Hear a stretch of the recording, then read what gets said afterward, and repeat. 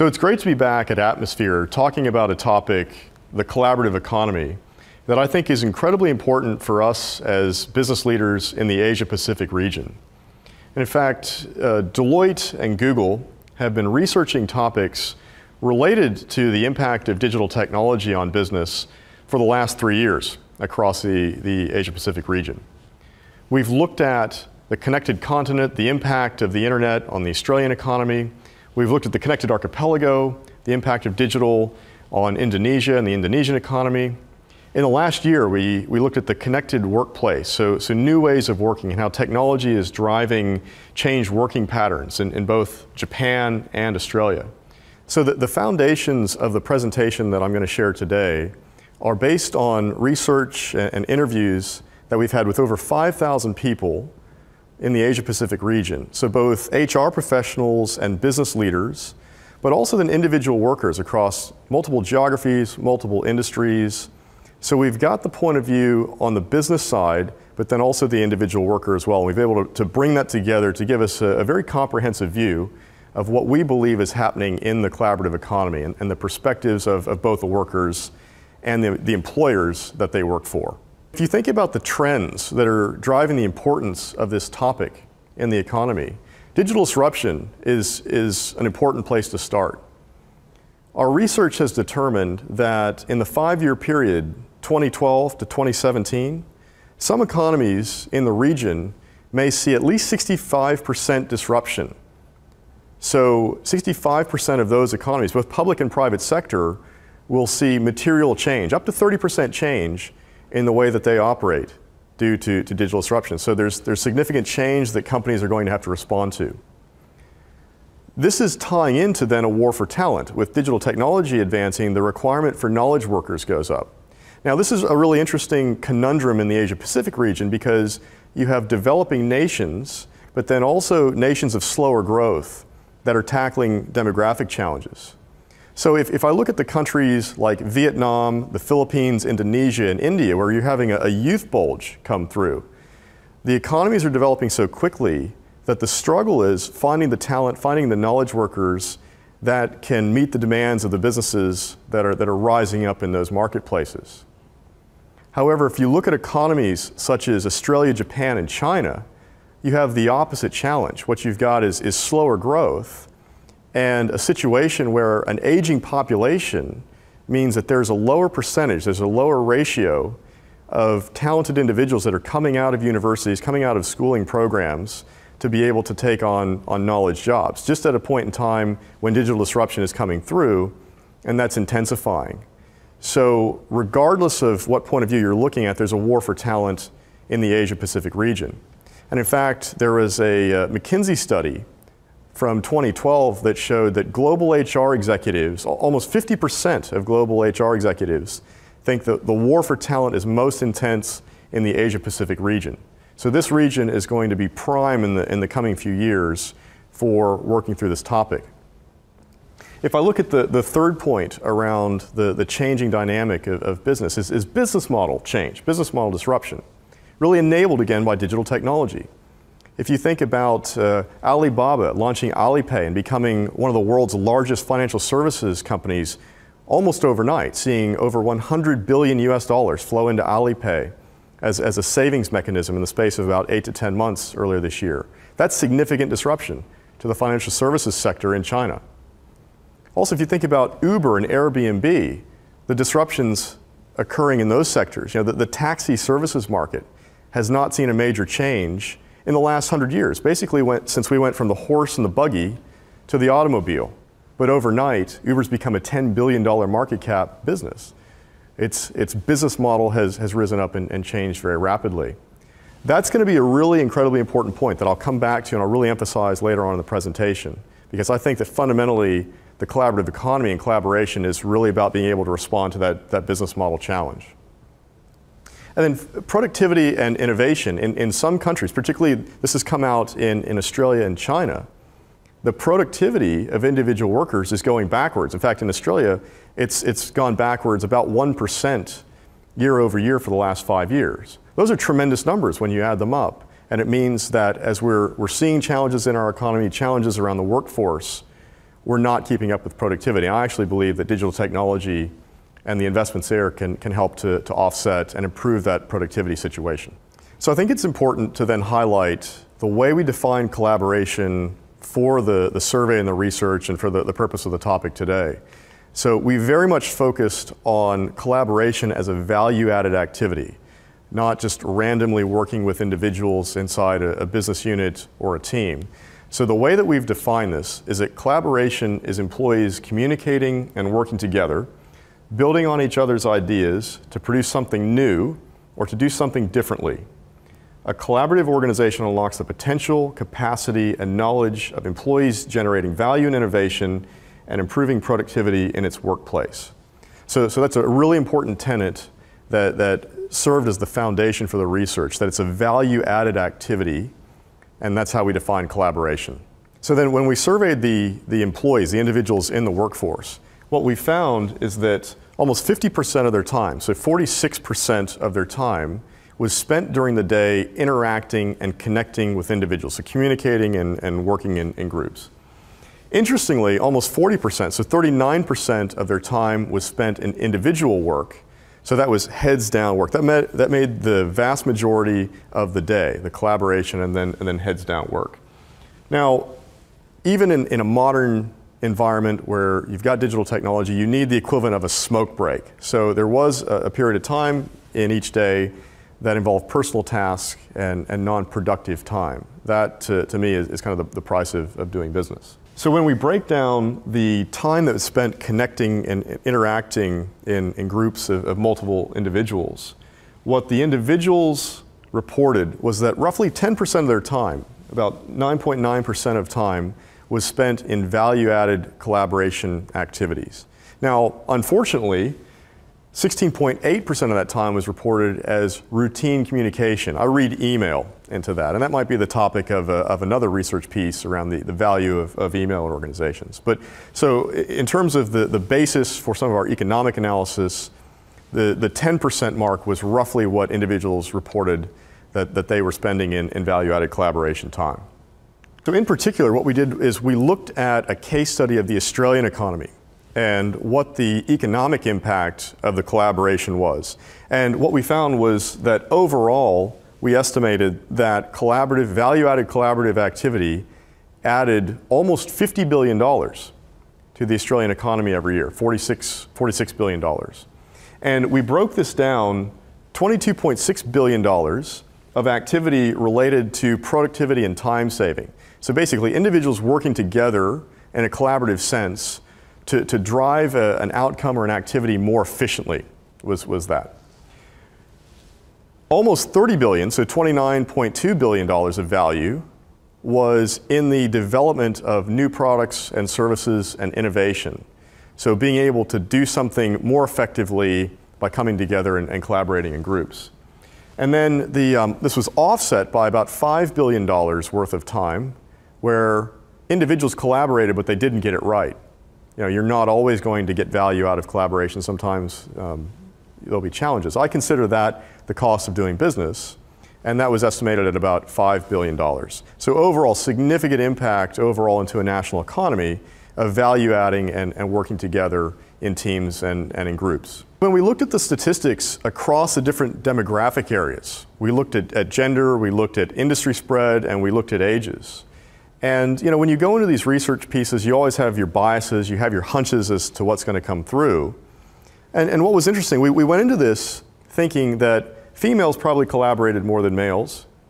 High-tech or more tech-savvy industries would communicate and collaborate more than some of the older world industries, and that younger people would collaborate more than older people. But when we saw the data come through, we were actually fairly anxious because we didn't see any of this evident.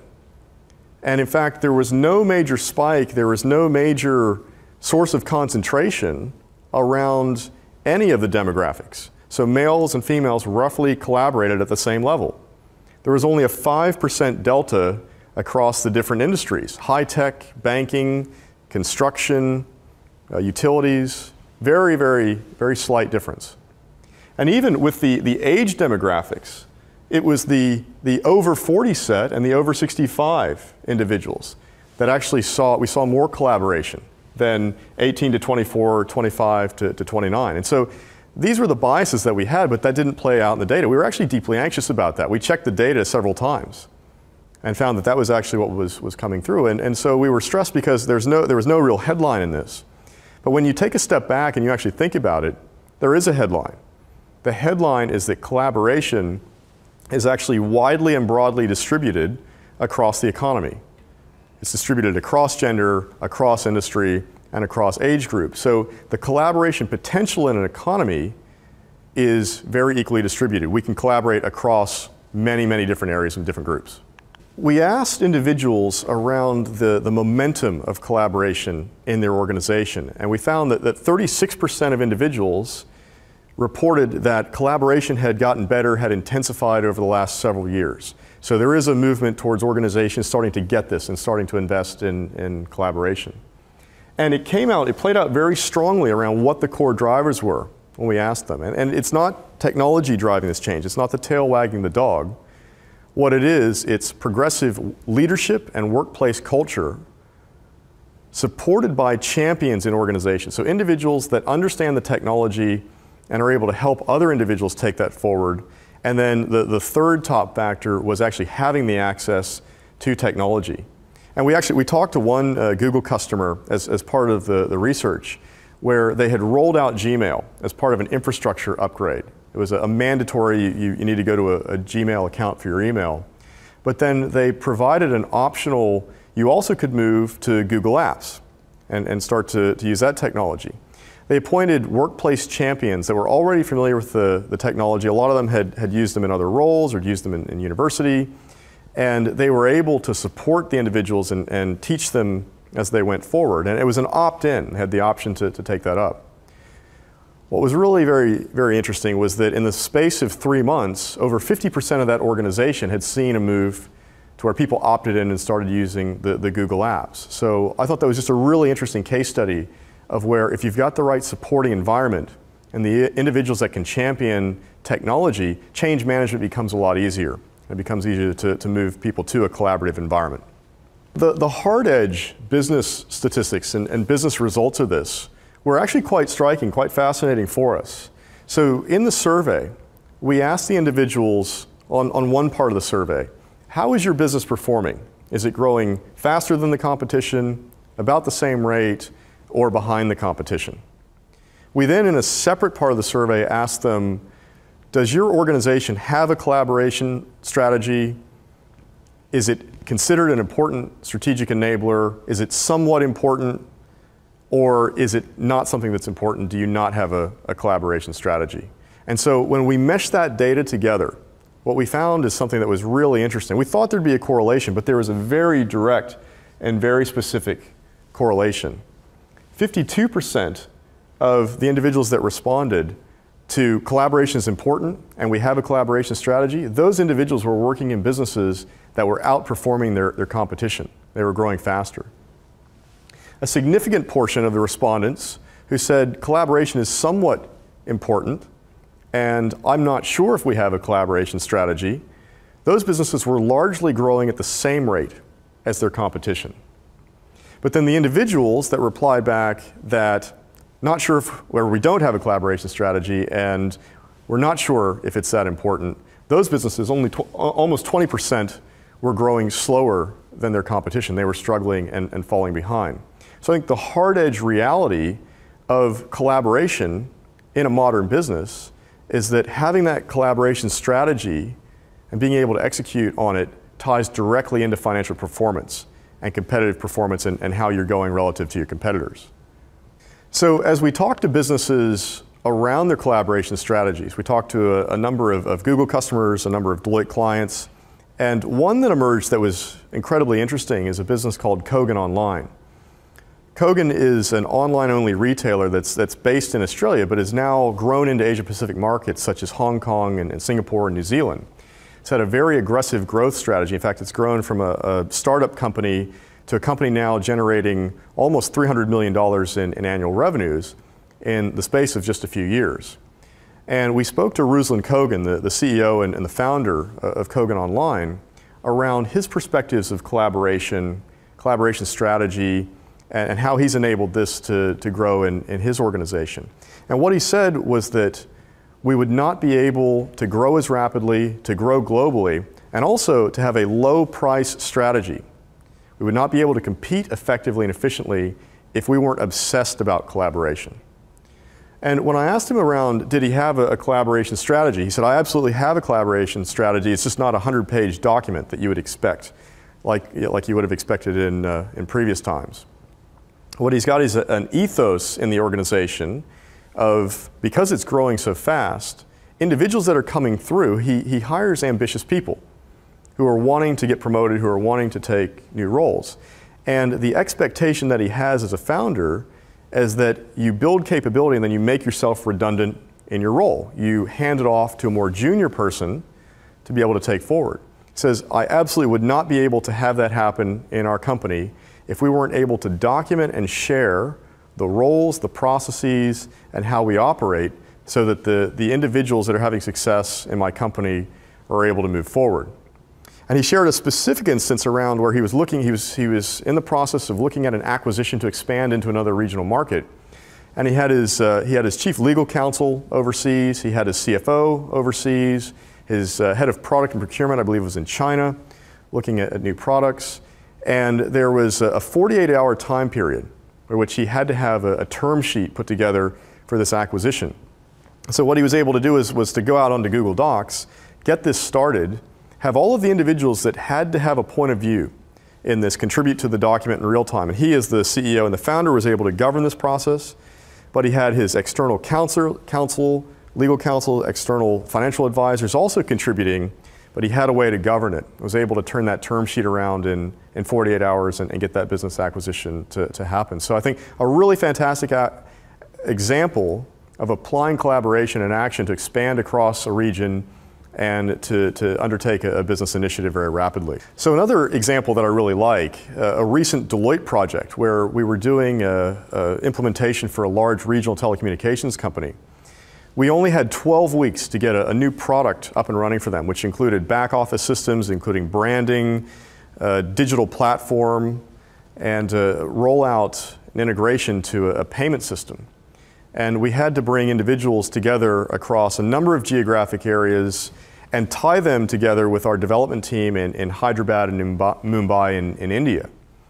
What was a really interesting idea, and video has come out as a real key enabler around collaboration in our research. We used video in what we think was a really unique way to tie together development teams. What you'll see behind me here is a photo of our Australia-based team that was working with the Mumbai and Hyderabad teams. We set up virtual offices where we had video conferencing, high definition televisions and video relays, and set the TVs up at the end of work tables so that we basically extended the work table and made it feel like the team in India was working with the teams in the local markets to innovate and to work on the product. What this allowed the individuals to do was to basically just yell down the table at each other as they were working on different problems, working on developing code, just like the individuals were in the room. So what that allowed us to do was run an incredibly agile process and get this product to market in the space of 12 weeks by working together collaboratively across thousands and thousands of miles, but making it feel like the people were actually in the room. Now, I've seen this applied from a telepresence standpoint before, where you're doing a meeting, but not to where you have continuous video feed of individuals across a large geographic boundary. So it's a really interesting way of seeing some of the new collaborative working styles and examples of what you can do if you think outside the box, particularly when working and servicing clients. So then if you think back to the teaser that I gave at the beginning of the presentation around how collaboration can help organizations respond to rapid business model change. This is the statistic that I really want to hone in on as kind of the cornerstone of the presentation and the findings from our research.